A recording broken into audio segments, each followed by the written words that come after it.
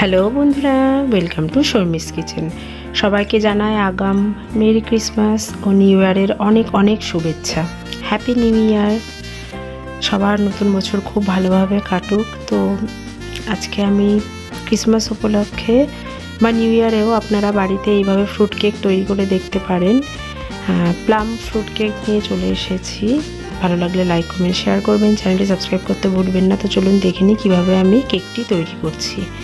Cake তৈরি করার জন্য এখানে আমি ড্রাই ফ্রুট নিয়ে নিয়েছি। এখানে কাজুগুলো ছোট ছোট করে কেটে রেখেছি। এখানে কালো রঙের কিশমিশ নিয়েছি, আমন্ড ছোট ছোট করে কেটে রেখেছি, পেস্তা ছোট করে কেটে রেখেছি। এখানে কিশমিশ নিয়েছি গোল্ডেন, আর ওয়ালনাট ছোট ছোট করে কেটে রেখেছি, আর টুটি ফ্রুটি আছে, আর রয়েছে খেজুর। খেজুর হচ্ছে ছোট ছোট করে কেটে এটাকে আমি অরেঞ্জ জুসের মধ্যে সবকটা ফল সারা রাত্রির আমি ভিজিয়ে রেখে দেবো।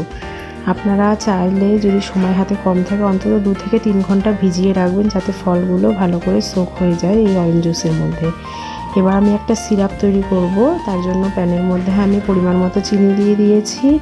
এবার এই চিনিটা মেল্ট হয়ে আসা পর্যন্ত অপেক্ষা করব, সুন্দর করে যাতে মেল্ট হয়ে যায় এবং ব্রাউন কালার হয়ে আসে। এটাই এই প্লাম কেকের মূল উপাদান। তো এই যে দেখতে পাচ্ছেন আস্তে আস্তে চিনিটা গলে যাচ্ছে। এর মধ্যে একদম জল দেওয়া যাবে না, পরে জল আমরা ইউজ করব, এখন না। তো ভালো করে আগে গলে যাবে, তারপরে। আমার এখানে চিনিটা পুরো ব্রাউন কালার হয়ে গেছে। এবার আমি এর মধ্যে গুড় দিয়ে দিচ্ছি। গুড় দিয়ে ভালো করে গুড়টা একদম গলে যাওয়া পর্যন্ত অপেক্ষা করব। তারপরে এর মধ্যে আমি অল্প অল্প করে জল অ্যাড করে নেব। এই যে দেখতে পাচ্ছেন পুরোটা ভালো করে গলে গেছে। এবার আমি এর মধ্যে অল্প অল্প করে জল দেব, দিয়ে ভালো করে একদম ডার্ক ব্রাউন কালার হয়ে আসা পর্যন্ত অপেক্ষা করব।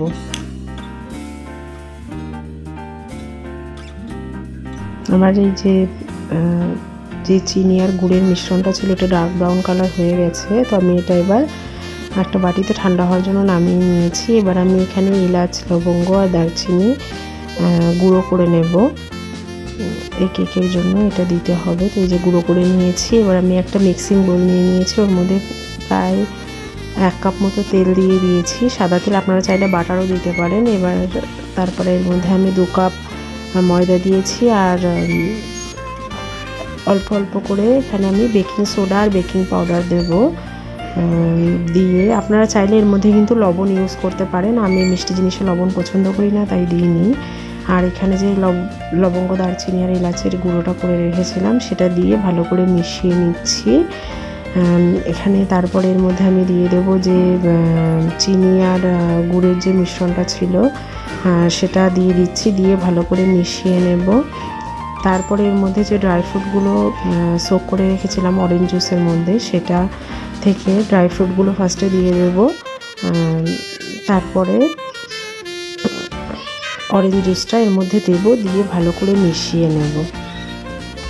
এবার আমি এর মধ্যে যে অরেঞ্জ জুসটা আছে ওটা দিয়ে দিচ্ছি, আর দিয়ে দেবো ভ্যানিলা এসেন্স, দিয়ে ভালো করে এটা মিক্স করে নেব। আমার এখানে সব কিছু ভালো করে মিক্স করা হয়ে গেছে। আমি এর মধ্যে এবার মিল্ক মেড দিয়ে দেব মিষ্টির জন্য। মিষ্টিটা আপনাদের টেস্ট অনুযায়ী দেবেন। আপনারা এখানে চিনি গুঁড়ো করেও দিতে পারেন।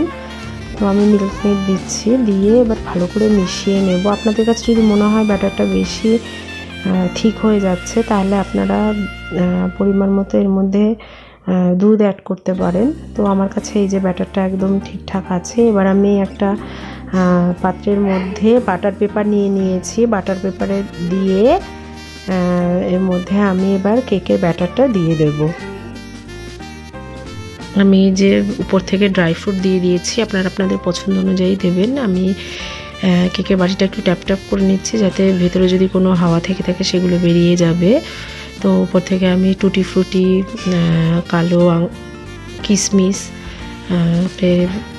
কাজু, ওয়ালনাট সব কিছু দিয়ে দিয়েছি। দিয়ে একটা ওভেনে আমি একটা পাত্র বসিয়ে নিয়ে প্রিহিট করে নিয়েছি।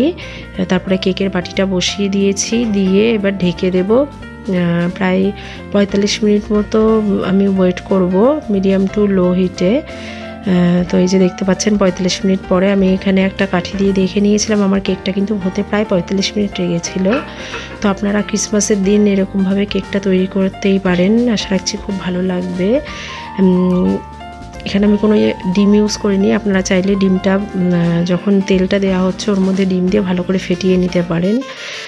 টক দইও তখন দিয়ে দিতে পারেন যদি মনে হয় টক দই দেবেন। তো আমার প্লাম ফ্রুট কেক রেডি হয়ে গেছে। আপনারা ক্রিসমাসের দিন এরকমভাবে তৈরি করে দেখতে পারেন। কেকটা কিন্তু খুবই সফট হয়েছিল, খেতেও খুবই টেস্টি হয়েছিল। আমার মেয়ে তো খুব পছন্দ করেছে। তো ভালো লাগলে লাইক কমেন্ট শেয়ার করবেন, চ্যানেলটি সাবস্ক্রাইব করতে ভুলবেন না, আমার ফেসবুক পেজ আর ইনস্টাগ্রাম ফলো করে দেবেন। আবার অন্য কোনো দিন অন্য কোনো ভিডিও নিয়ে চলে আসবো। Merry Christmas and happy new year. ধন্যবাদ।